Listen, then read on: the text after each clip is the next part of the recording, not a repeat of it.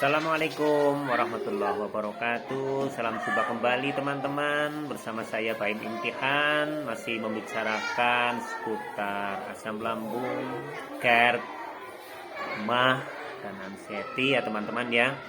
Pada video sebelumnya saya sudah memberikan keterangan bahwa ketika kita mengalami gangguan-gangguan yang kita rasakan seperti di area dada kiri atau sesak nafas dan sebagainya, kita tidak boleh begitu mudahnya mendefinisikan penyakit kita sendiri atau mendiagnosa penyakit kita sendiri tanpa kita melakukan betul-betul pemeriksaan yang tepat.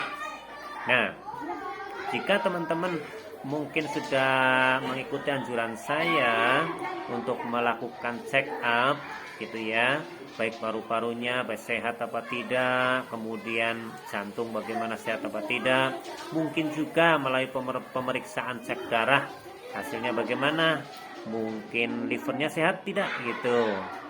Nah, tidak usah takut, insya Allah baik-baik saja. Nah, kalau semua baik-baik saja, kok kita mengalami gejala-gejala yang itu tadi, timbulnya mudah kelelahan, sesak nafas, cemas sekali, susah tidur, pokoknya berasa hidup kita itu sangat menderita.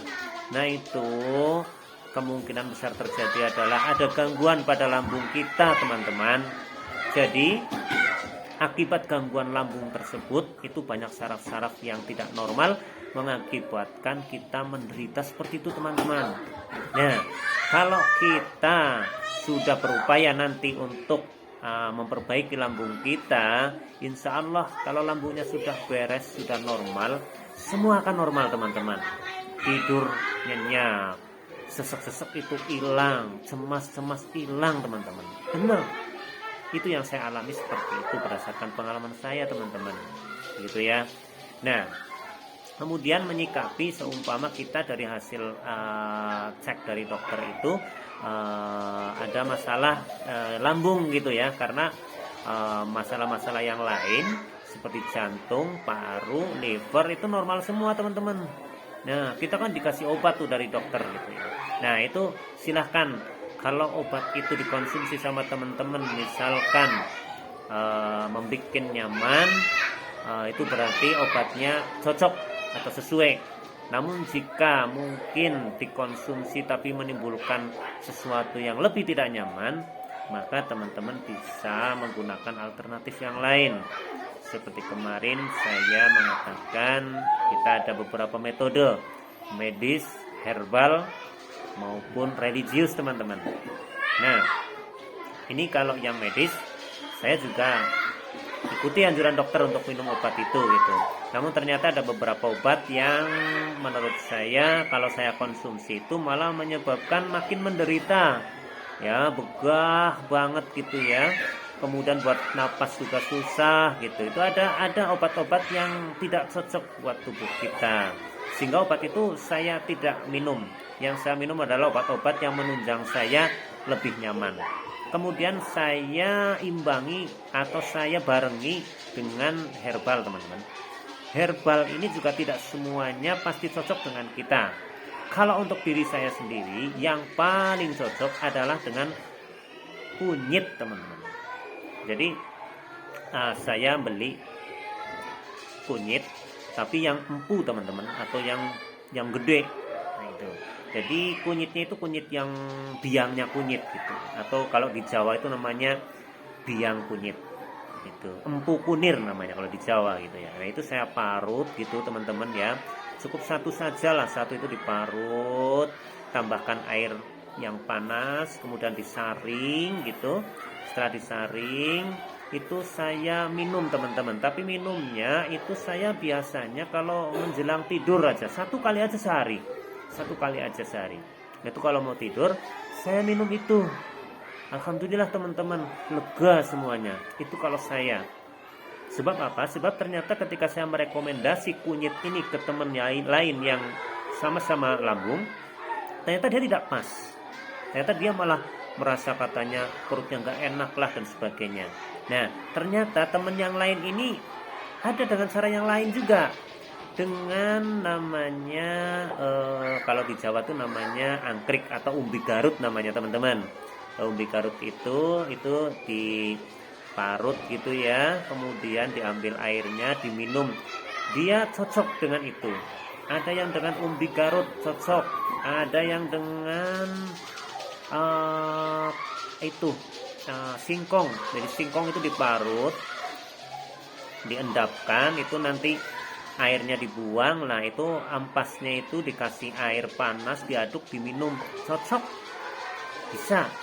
Kemudian ada lagi yang menggunakan bengkoang itu diparut gitu, kemudian nanti setelah diendapkan itu airnya dibuang, kemudian tepungnya itu dikasih air panas, kemudian diminum. Ada juga yang seperti itu teman-teman. Nah, jadi ada beberapa teknik itu, semuanya nggak ada yang salah teman-teman, tergantung kondisi fisik masing-masing cocoknya yang mana. Nah, kalau kunyit itu sendiri secara logika teman-teman itu dia itu melapisi, umpama di lambung itu ada luka, itu semacam itu kunyit fungsinya melapisi teman-teman. Jadi kalau logikanya, kalau kulit luar kita terluka, kemudian kita kasih plester, maka kulit itu kegesek-gesek itu tidak akan merasakan sakit, atau lukanya tidak akan lebih teriritasi lagi. Begitupun lambung teman-teman. Lambung itu kan seandainya ada luka, itu kalau kita makan, otomatis makan itu kan akan menggesek lambung yang luka itu, menggesek terus, makanya nggak sembuh-sembuh teman-teman. Tapi kalau luka di lambung itu kita tutup, kemudian makanan itu lewat menggesek, insya Allah aman, sehingga lambung itu bisa memperbaiki dirinya, begitu ya, secara alamiah begitu, dengan cara apa? Dibantu dengan lapisan yang melapisi lukanya tersebut. Nah, untuk melapisi lukanya tersebut itu ya, ini menurut penelitian yang saya baca ya teman-teman ya, barangkali salah silahkan boleh cari di googling atau di mana ya. Yang jelas kunyit itu termasuk herbal yang aman, kemudian dia itu mampu menutup luka dalam gitu ya, semacam di lambung seperti itu, sehingga kalau kita mengkonsumsi makanan itu lewat lambung yang luka itu menjadi lambungnya aman teman-teman. Nah itu kalau kita continue setiap mau tidur begitu ya, kita minum satu kali gitu mau tidur, sudah nggak makan apa-apa lagi gitu, mau tidur, itu lukanya kan akan tertutup. Nah itu nanti insya Allah akan lebih cepat pulihnya teman-teman, begitu ya. Nah untuk sementara video kali ini saya membahas itu teman-teman.